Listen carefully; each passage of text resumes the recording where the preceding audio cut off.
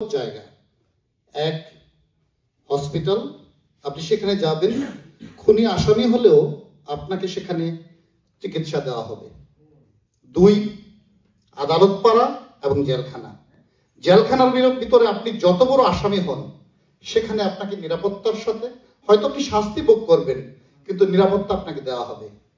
কিন্তু অদ্ভুত বাংলাদেশ, যে দেশে জেলখানা হত্যাযজ্ঞের শিকার হয়েছিলেন বঙ্গবন্ধুর সহযোগীরা, তাদের প্রয়াণ দিবসে মহান আল্লাহ পাকের দরবারে তাদের বেহেশত কামনা করে খুবই সংক্ষিপ্তভাবে আমি আমার বক্তব্য শেষ করব।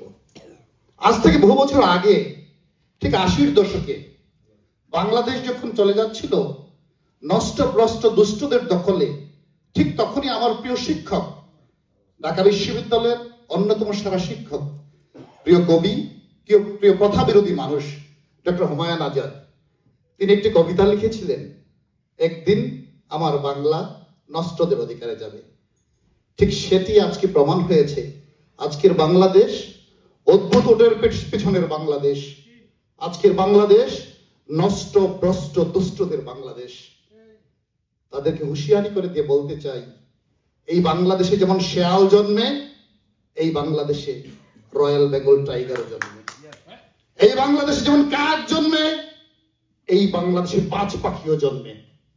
প্রিয় স্যার, প্রিয় ডক্টর হুমায়ুন আজাদ, আপনিও বোর্ড থেকে দেখুন।